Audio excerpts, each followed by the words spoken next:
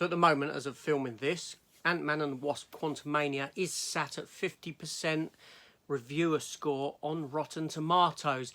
Is that score warranted or isn't it? Here I am with my review for Ant-Man and the Wasp for you, and I'll let you know my thoughts.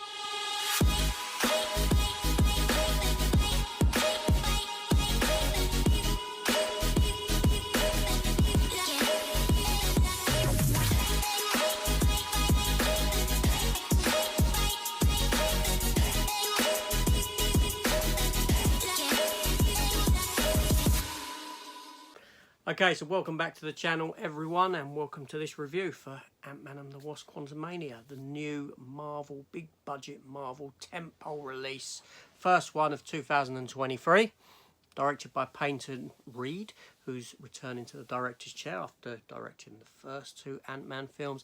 This here film has a runtime of 2 hours and 5 minutes and sees the return of Paul Rudd, Evangeline Lilly, Michael Douglas, Michelle Pfeiffer, a few cameos thrown in, this sort of thing. So, a rundown of the story of this film, and there will be spoilers in this review inevitably, because I'm just going to talk about it. I'm just going to talk about this film. So if you isn't for you, please switch off, come back after seeing the movie.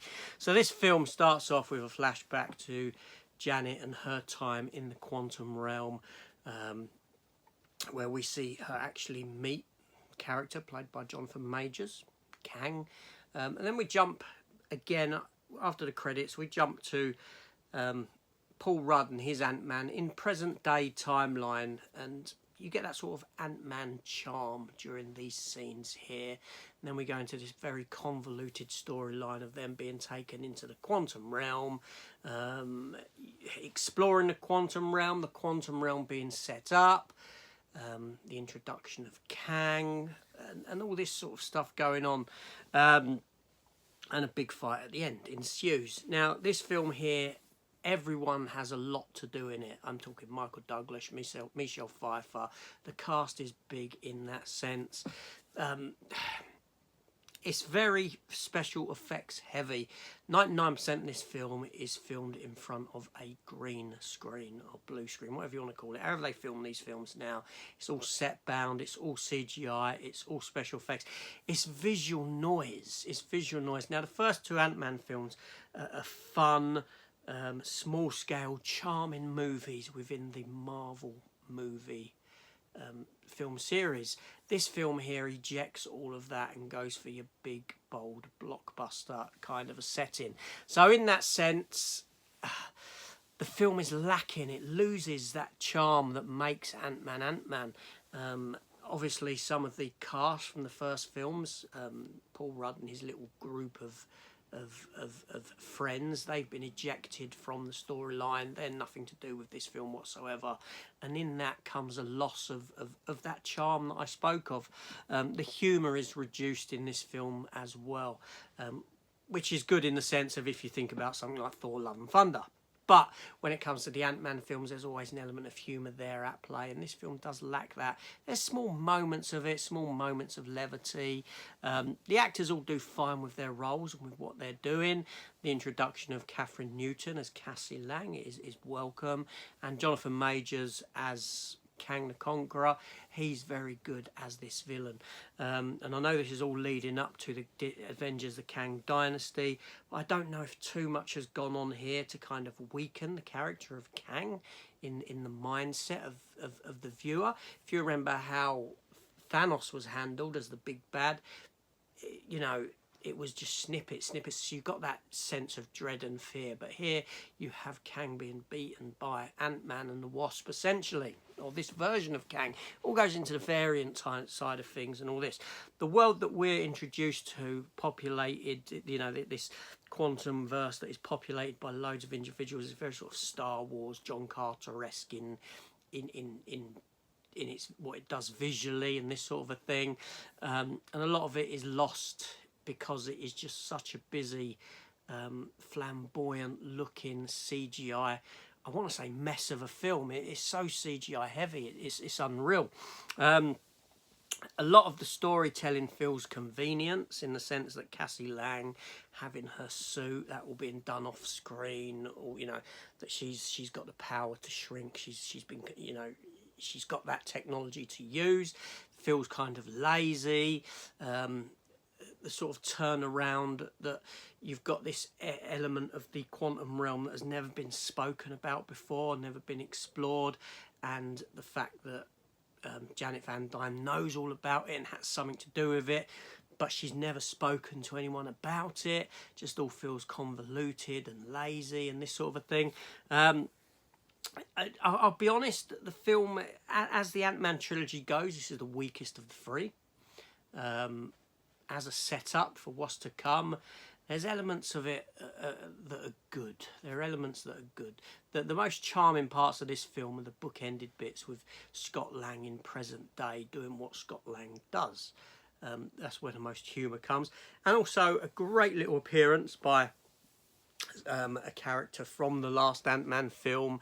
And it's kind of a rewarded scene from something that was set up in the last Ant-Man film, a question that was asked towards the end, and we see the answer here, and that was really nice to see. Those little moments make it special, but unfortunately it's lacking in those sort of things as well. I think Marvel is on a decline. I do think that.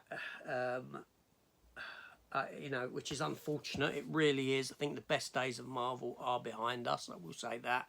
And this is from a big-time comic book fan who loved everything. Every Marvel film felt special as they came out. But now, since Endgame ended, and what's come since, that kind of sense of special has lost, and Ant-Man, this film here certainly lost it.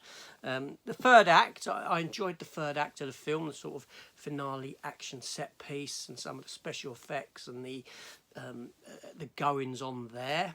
I enjoyed some of that immensely. Bill Murray does make an appearance within the film. It's kind of an extended cameo appearance. Bill Murray's very good anyway in what he does, but he has no real impact upon the plot or anything like that. So he's just sort of there. Yeah, I mean, obviously I've just got out from seeing the film, so it's all very much up here in my mind. But all I know is I've come out of it thinking, I'm not sure on it. I need to give it a second watch to be sure. And you know, back in the day, I'd come out of a Marvel film and I'd be like, that was fantastic. I was blown away. That doesn't happen anymore. It doesn't happen anymore. And I think Marvel they've lost something. There's an ingredient missing in their films now. Just not that good. Obviously, we get introduced to MODOK. And now, spoiler here, MODOK is actually Darren Cross from the first Ant-Man film. When he got, you know, the yellow jacket, he got shrunk and that he's now at MODOK. I didn't necessarily like that. Some of the effects, whenever he was on, it looked awful. MODOK looked awful. It just didn't work. There's certain elements that Marvel are doing now of characters that don't translate to the screen very well. MODOK being one, and I had the same sort of sense during Wakanda Forever with Namor and his little wings on his ankles. They look pathetic and stupid. And here MODOK, and the effects just don't look great. They don't look. There's something that just doesn't look right about it. A very difficult character to translate to screen, admittedly, but it just doesn't look right in the sense of the effects there. I don't know. This is a heavy effects filled film. Like I said, you know, 98% of this film is all special effects. I don't know, but there we go. Anyway, have you seen Ant-Man yet? Are you seeing it? If you have, let me know your thoughts down below. Are you not going to bother with it? Do I think that the 50% is warranted? Probably not, but it is quite low. But it is quite low on the scale of